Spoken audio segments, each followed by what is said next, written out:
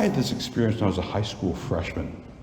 They put us all on a bus from Catholic High and sent us to New York on a Saturday. They wanted us to see this display at, hey, for folks with long memory, the Time Life building down in Manhattan. They had this shipment that came from the Vatican Museum, and they had some artifacts.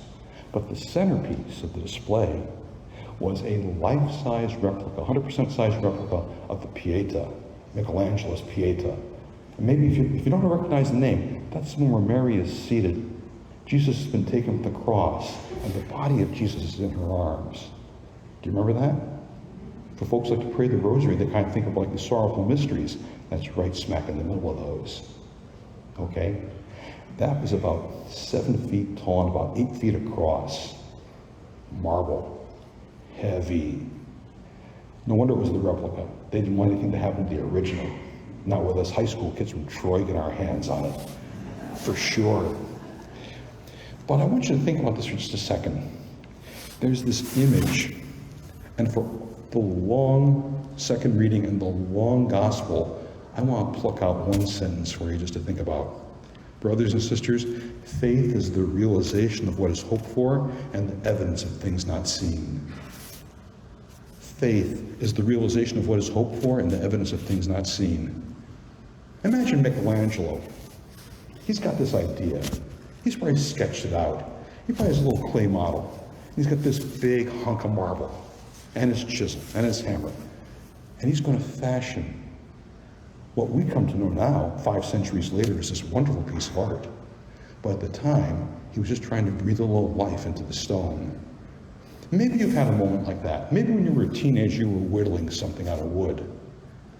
Or maybe, let's pick on different things. Maybe you had some yarn and you wanted to create something, create a sweater for your grandmother. Maybe you had this canvas and some paint and you had this image and you wanted to turn your memory into something on the canvas. On and on like that. Maybe you were learning how to play guitar and you heard a tune and you wanted to duplicate it and then do something else with it.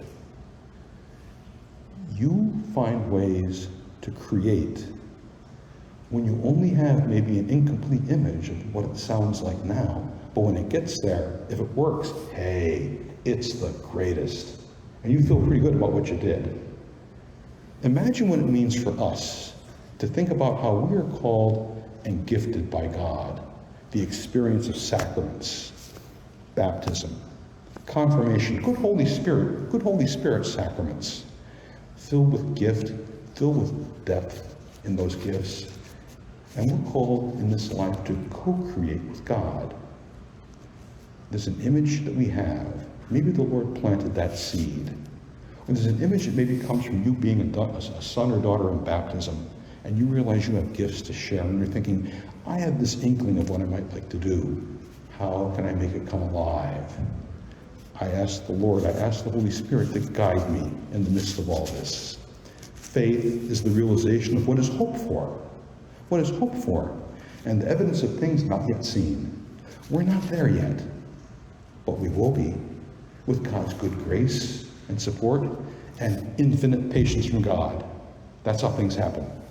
Because we don't get it right on the first time, or the second, third, or fourth time either, but we get closer each time. Imagine what that's like when we have that chance to maybe be a lector for the first time. We feel called to be a Eucharistic minister. We feel called to be a greeter or a musician or someone who greets and cares for the homebound or someone who is part of our bereavement ministry. Different things about the faith that we have in God and the faith that God places in us to make the good gifts God gave us come alive. Faith is the realization of what is hoped for and the evidence of things not seen. Maybe for us I'd say not yet seen, but the chance to make it all come alive. Indeed, let us rejoice and be glad. I have one other reminder. I'm going to dump the freshman year thing and take it I'm going to speed it up a few years.